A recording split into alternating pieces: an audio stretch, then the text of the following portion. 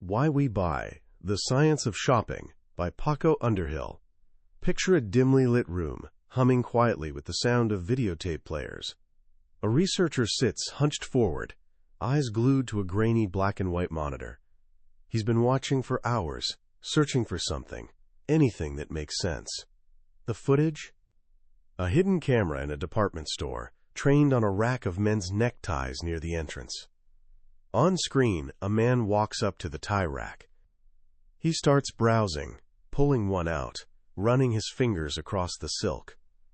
Then another shopper rushes past, barely brushing his back on their way into the store. The man flinches, just slightly, and puts the tie back. A moment later, a woman stops at the same rack. She looks interested, her hand hovering over a floral pattern.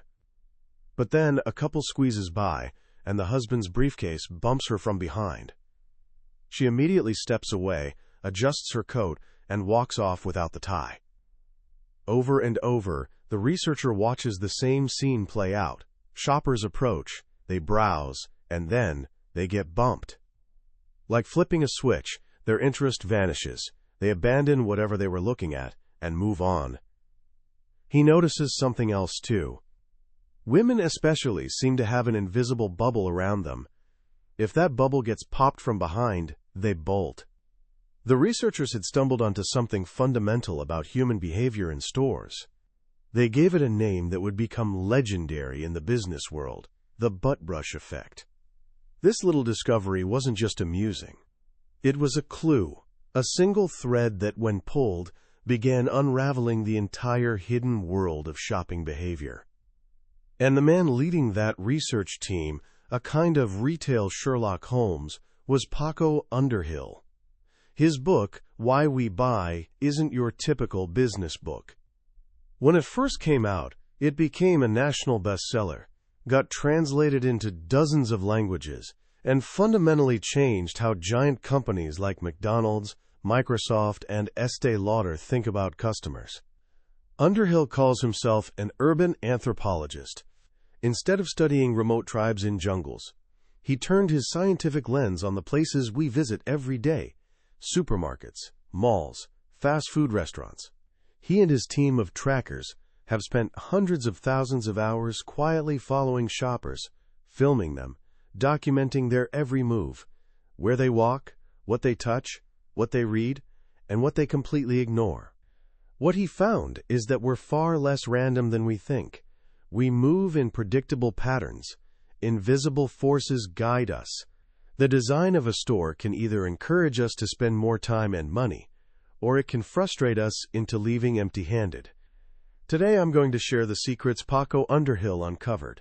By the time we're done, you'll never walk into a store the same way again. You'll spot the hidden architecture, the subtle cues, and the psychological triggers surrounding you. You'll understand not just why we buy, but how the world around us quietly, constantly shapes our choices. This isn't just the science of shopping, it's the science of us. So let's walk into a store together. But this time, we're seeing it through Paco Underhill's eyes. The moment you step through those automatic doors, you enter what he calls the decompression zone. Think of it like an airport landing strip. You've just come from the bright, noisy chaos of the parking lot or street. Your eyes are adjusting to the light, your pace is slowing, and your brain is trying to process 1,000 new sights and sounds. In these first 5 to 15 feet, you're practically blind. You might see a stack of shopping baskets right by the door, but you'll almost certainly walk right past them. You might see a gorgeous display of the store's newest product, but your brain won't really register it. A friendly employee might pop up asking, "Can I help you?" And your automatic response will be, "No thanks, just looking." Underhill's research proved that anything placed in this initial zone is mostly invisible. It's a shocking revelation for retailers who assume the most valuable real estate is right at the entrance. But we need a moment to transition, to decompress from the outside world and prepare for what's inside. Smart stores know this. They use that space not to sell you something immediately, but to slow you down. They might put up a massive, beautiful display, what he calls a power display, Not to sell you that specific item right then, but to plant a seed. It's like a billboard saying, just consider the idea. You see a mountain of sweaters, and it reminds you that fall is coming. You'll pick one up later, deeper in the store. Once you've landed, another invisible force kicks in. We have a natural, almost magnetic tendency to turn right. It's called the invariant right. In countries where we drive on the right, we also tend to walk to the right. Underhill saw a department store make a massive mistake with this. The store's main customers were women, but the entire front right section, the most valuable real estate in the store, was dedicated to menswear. Women would walk in, drift right instinctively, find themselves surrounded by suits and ties, then make a sharp U-turn, completely missing half the store. Just by ignoring this simple human tendency, the store had made a huge chunk of its layout invisible. Now, as you're moving through the store, you face another fundamental challenge, one so obvious we never think about it. You only have two hands. Picture this. It's a chilly day. A woman walks into a store. In one hand she's carrying her purse. Her other arm is holding her coat, which she took off when she came inside. She's already shopping with zero hands. If she finds a sweater she likes, she might tuck it under her arm. But what if she finds a second item? Maybe some jeans? Now she's juggling. Her shopping trip has just been cut short by human anatomy. This, Underhill says, is where the humble shopping basket becomes one of retail's most powerful tools. But remember the decompression zone. If the baskets are right at the door, most people walk right past them. They don't plan on buying much. They're just running in for one thing. So what's the solution? Underhill found that if you place stacks of baskets throughout the store, people grab them the moment they realize they need them, the moment they start juggling. He tells a story about a drugstore where he watched customers fumbling with 3 or 4 items. He suggested a simple change. Train employees to offer a basket to anyone holding more than 2 things. Sales jumped almost immediately. Because once your hands are free, you're free to buy more. One of the cleverest uses of this he's seen is at Old Navy. An employee greets you and offers a cool black mesh tote bag. It feels less like a clunky plastic basket and more like a tool. And at checkout, they'll even ask if you want to buy the bag itself. One final tiny sale. So we're moving through the store, hands free. Now what do we actually look at?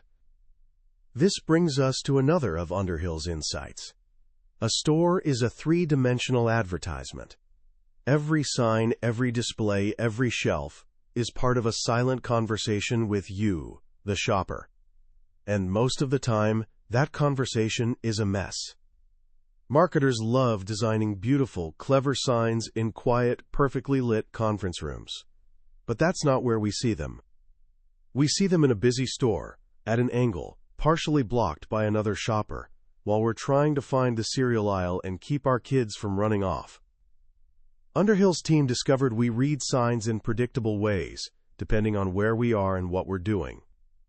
In a fast food restaurant, for example, the sign in the window has to be incredibly simple, 2 or 3 words like, "Big Burger, you're moving too fast to read more." But once you're at the counter waiting for your food, you have a minute or 2 of dead time. That, he says, is the perfect moment for a longer message. McDonald's discovered that 75% of customers read the menu board after they've already ordered, while they wait. It's a captive audience. This idea that you have to deliver information in small, logical pieces applies everywhere, but to deliver that information, you first have to get people to stop. And one of the most reliable ways to do that is with something we all love looking at, ourselves. Mirrors, Underhill found, are like speed bumps for shoppers. We slow down, check ourselves out, and in that moment of pause, we notice the merchandise around us. Stores that sell wearable items, clothes, jewelry, cosmetics, often fail to provide enough mirrors. If you have to hunt for a mirror to see how a hat looks, you'll probably just decide it's not worth the trouble. But seeing isn't enough. The most powerful force in all of shopping, the one that drives almost all unplanned purchases, is the simple act of touch. We live in what Underhill calls a tactile-deprived society. Shopping is one of the few places where we're encouraged to freely experience the material world. He found that towels in a store were touched by an average of 6 different shoppers before being purchased. We need to feel the softness, the weight, the texture. This is why sealing products in plastic bags or shrink wrap can be a huge mistake. He tells a story about a national brand of skin and hair products. They found that Asian American shoppers were the most aggressive about opening packages to touch and smell the lotions and soaps. This wasn't disrespect. The brand hadn't yet earned their trust. They needed hard evidence, and for them, evidence comes through the senses. We are all, at heart, post-consumer rights movement shoppers, he says. We'll believe it when we can see, smell, touch, hear, or taste it ourselves. This deep need for sensory experience explains why trying to stop women from testing lipstick is a losing battle. A makeup company once designed a foolproof lipstick that couldn't be opened without breaking a seal. The idea was women could see the color but not touch it. What happened? Underhill's cameras watched as women removed the cap, tried to twist it, then, without missing a beat, lowered their pinky fingernails into the tube and gouged out a dab to try. Their need to touch was more powerful than any packaging.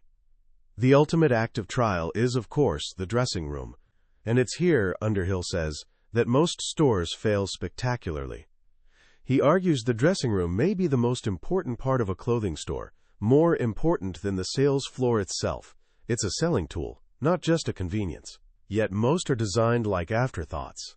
Small, poorly lit, with harsh mirrors, and nowhere to put your things. He discovered a stunning formula: shopper conversion rates. The percentage of people who buy something jump by 100% when a shopper uses a dressing room and interacts with a salesperson. In other words, a shopper who talks to a salesperson and tries something on is twice as likely to buy as someone who does neither. The dressing room is where the decision happens. It's the critical moment, the close.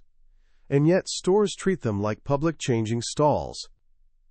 Imagine, he says, a dressing room that felt like a luxurious retreat, with comfortable seating, fresh flowers, and multiple lighting settings so you could see how an outfit looks in daylight or evening light. That's a room that sells clothes. So we've talked about how we move and what we see, but of course, not everyone shops the same way. This brings us to the great divide in the retail world, the difference between men and women.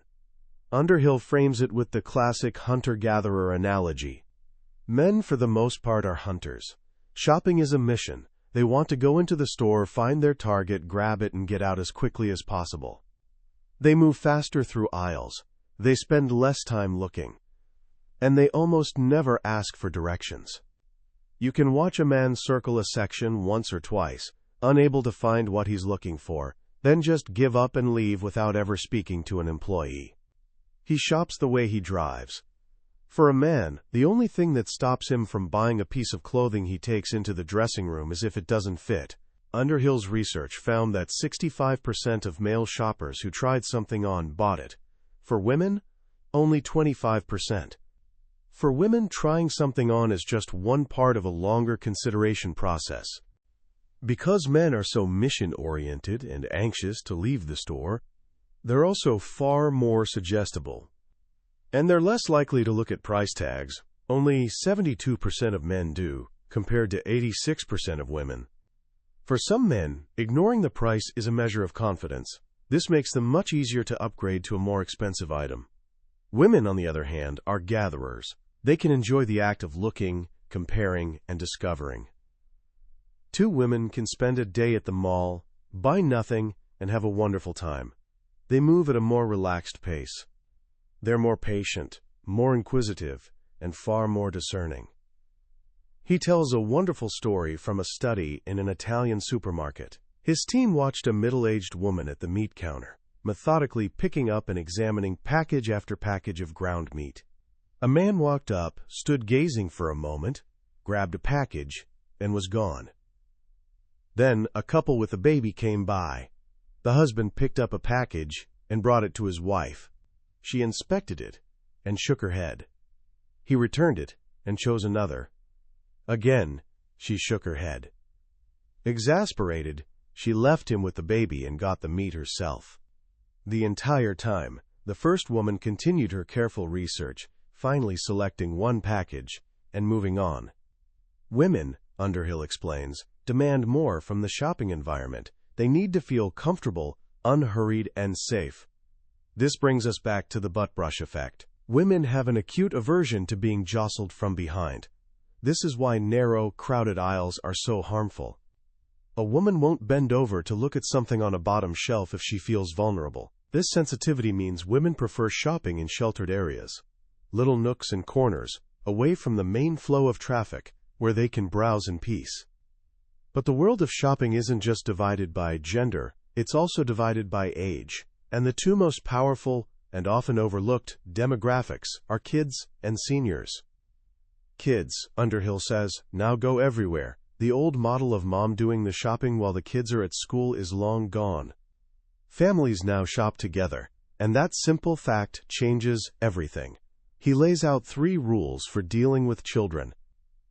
First, if a store is unwelcoming to children, parents will get the message and stay away. This can be as simple as having aisles too narrow for a stroller to pass through. Second, if you want to sell something to kids, you have to put it where they can see it and reach it. He tells a hilarious story from the Rodin Museum in Philadelphia. He was admiring the magnificent bronze sculptures when he heard a young voice exclaim, "Look, Mom, a bottom!" A little boy was gripping the buttocks of a Balzac statue. Underhill then noticed touch marks on all the statues, right at a child's height. Kids are enthusiastic participants in the world of objects. Supermarkets have mastered this, placing sugary cereals and toys at eye level for a child sitting in a shopping cart. Third, if a parent's attention is required, say, by a car salesman or bank loan officer, someone must first find a way to distract the restless, bored child. At the other end of the spectrum are older shoppers. By 2025, nearly 1/5 of all Americans will be 65 or older. And they're not like the seniors of the past. They're baby boomers, and they're not going to accept a world that isn't designed for them. Underhill points out the simple physical challenges that retailers consistently ignore. As we age, our eyes begin to falter. The lens becomes more rigid, making it hard to focus on small type. The cornea yellows, making it difficult to distinguish between subtle colors like blue and green. And less light reaches the retina, meaning the world looks a little dimmer. The result? Almost all commercial type is too small. The directions on a bottle of aspirin, the nutritional information on a cereal box, the price on a paperback book. It's all a challenge for aging eyes. At some drugstores in Florida, they've attached magnifying glasses on chains to the shelves. It's a clever solution, but it's not enough.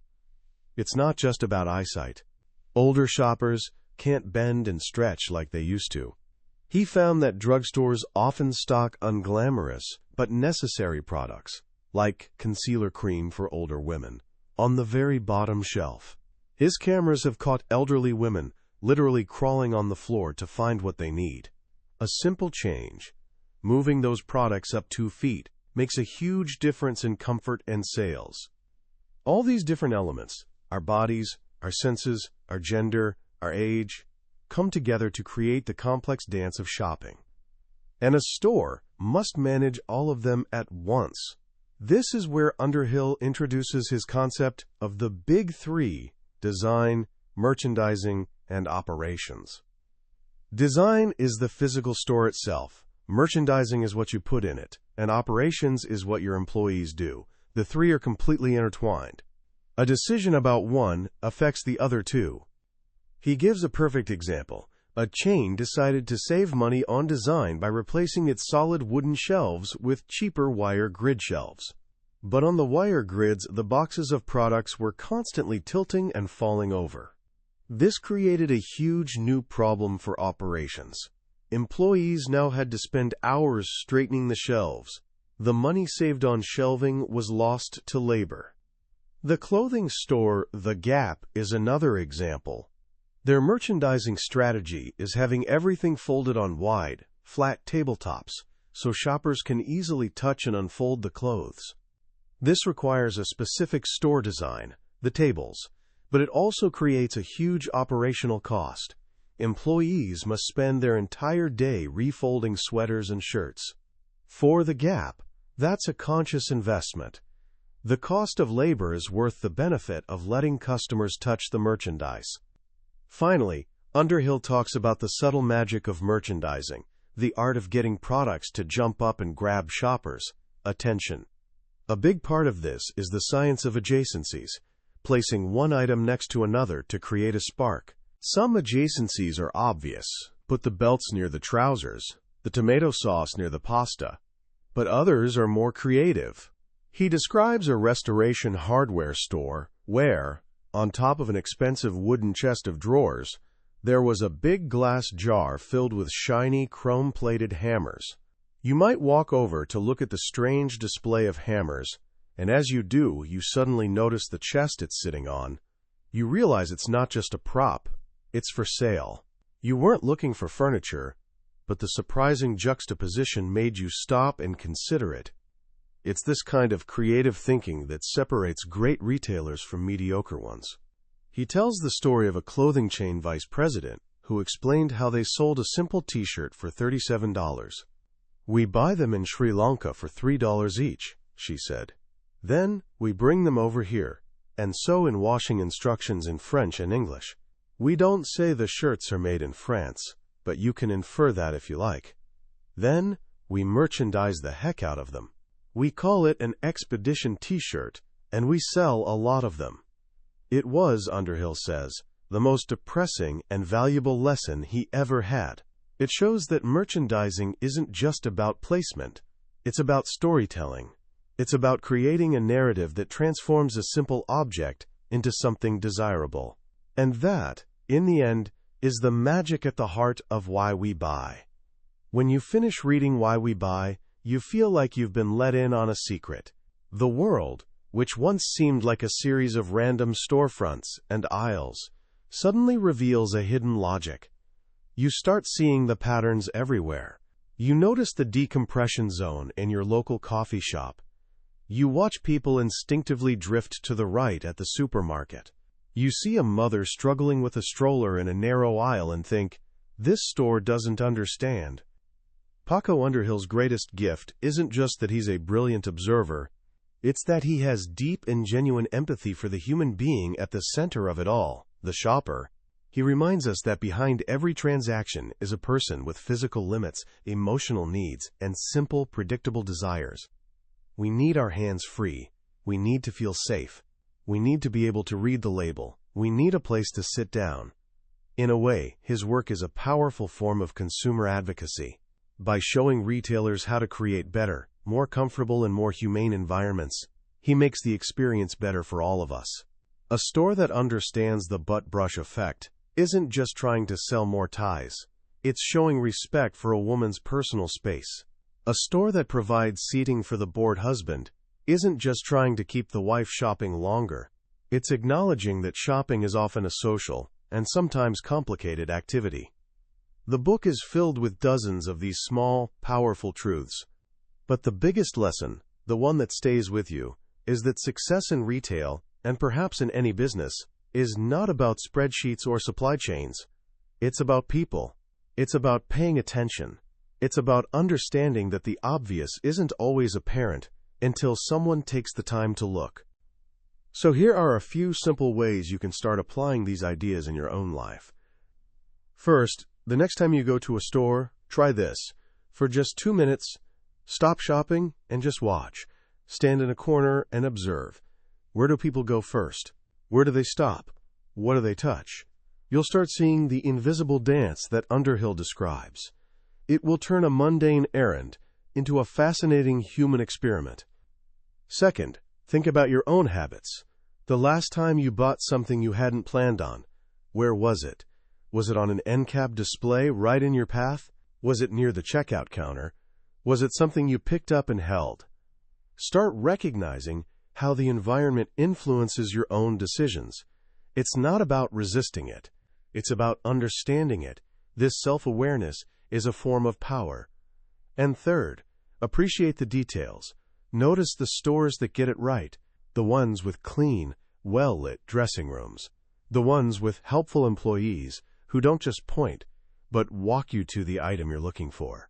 The bookstore with a comfortable chair in the children's section. These aren't accidents, they're signs that someone is paying attention. And in a world that often feels anonymous and transactional, that attention is something worth rewarding. Paco Underhill's journey into the science of shopping is really a journey into human nature. He shows us that even in the most commercial of settings, we're still just people, guided by ancient instincts and simple needs. We're looking for connection, for comfort, for a sense of discovery. And the stores that understand this aren't just selling products, they're creating experiences. They're making our lives just a little bit better, one shopping trip at a time. That was a summary of Why We Buy by Paco Underhill. We've explored the big ideas today, but I'll be honest with you, a summary is like looking at a map of a beautiful city. It can show you the landmarks, but it can't capture the feeling of walking the streets yourself. The real magic happens when you read the book. It's in the quiet moments, when a particular story or simple phrase connects with your own experience. This summary is a starting point, a way for you to decide if this journey is one you want to take. If anything we've talked about has sparked your curiosity, I encourage you to grab a copy. Reading it isn't just about learning. It's about gaining a new set of eyes to see the world. A link to the book is in the description. Also, if you found this summary valuable, please consider liking this video and subscribing to the channel. It lets me know these journeys are meaningful to you and ensures you won't miss our next exploration into another life-changing book. Let's keep learning and growing together.